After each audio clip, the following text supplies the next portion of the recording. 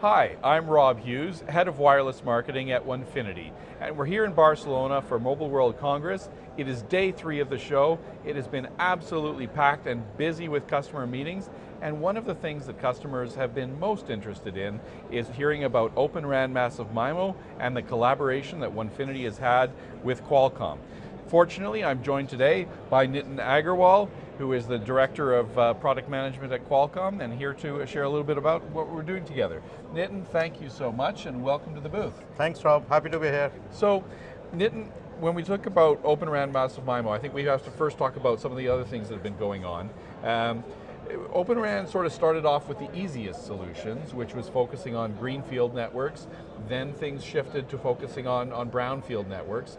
Now, a lot of operators are really densifying their networks. They need the high capacity, and they're looking for Open RAN Massive MIMO.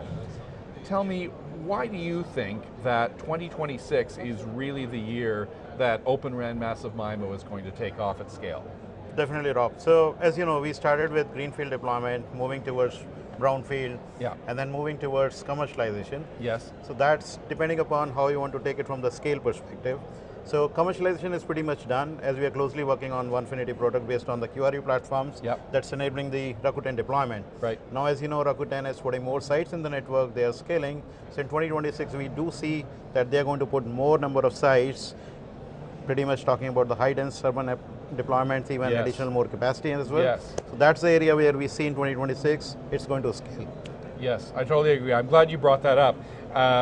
You know, I think we've got a lot of attention from the Rakuten Mobile announcement of the deployment of the radios. But you guys have had some exciting news to share this week as well. You're talking a little bit about the Dragonwing QRU 100, which is deployed inside the 1Finity Massive MIMO radio. Now, we're finally allowed to start talking about this publicly. Can you tell me a little bit more about the capabilities of the chip and how, like, the AI-driven beamforming prediction is going to help us help our customers and be exciting and help MNOs? Can you share a bit more? Happy to answer that. So we have enabled AI-specific portfolio on our existing RAN product. So there is no change in the hardware. It's all software AI enhancements that we are bringing in. Yes. So we have made 3 different announcements. So 2 is like one on the focusing on the beamforming. Right. 1 is on the downlink link adaptation. Okay. That is going to help with the better beamforming, signal to noise ratio, improving the user experience. Right. So that's pretty much focusing on the downlink. Okay. So it's going to address capacity as well, because as you know, Rakuten has spectrum. They want to have increase in the spectral efficiency. How do you do that? So from the beamforming perspective, better signal to noise ratio, better beamforming bits, you can do that. That's one.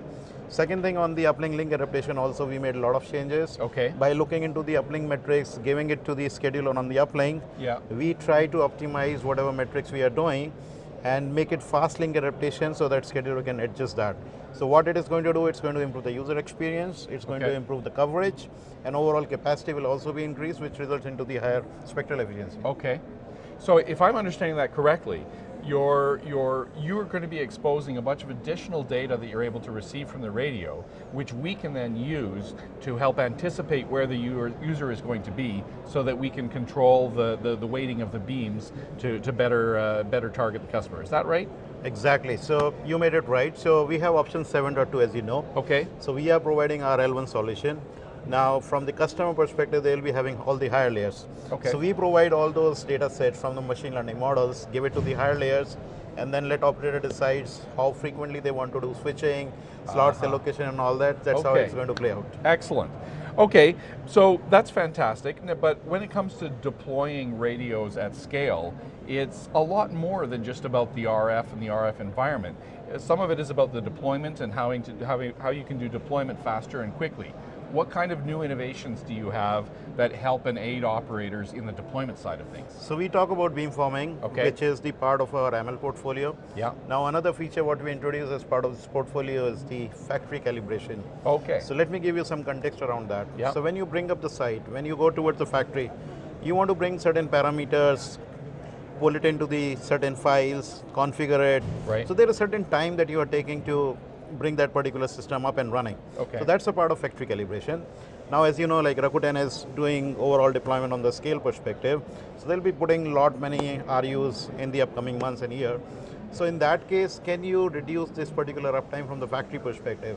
So this algorithm that we have in our AMA portfolio, it is going to take all this information, which is having certain redundant information, and that is what we are going to put into a discrete space, and that is going to help with the lookup table, so that you can reduce the overall time. I see. Now if you see from the scale perspective, we are rolling out 2,000 sites, 3,000 sites, 4,000 sites, and even on a single site, like if you have good amount of reduction time, it's going to help with the operator on the specific reduction related to the operational expenditure, or whatever you want to say that. Fantastic. Okay, so that's some of the great innovation that we've got going on right now. If we look a little bit forward, going forward to 6G, what are the kinds of things that our companies are working on and collaborating on to get towards 6G? All right, so the way we see it as a vision from 6G perspective, we are already working with you on massive MIMO, as you know. Like we started with 80, we have 32TR solution. Now what we see in 6G, like you need more number of antenna elements, more number of transmit and receiver that's going to show up.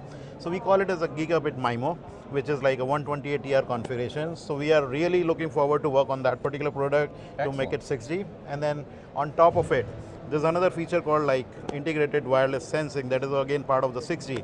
That is definitely we are trying to bring into our product, and we are really looking forward to work with you on that. Okay, excellent. Sounds good. Thank you so much for stopping by, Nitin. We really appreciate it. Rob. Thank you. Thank you.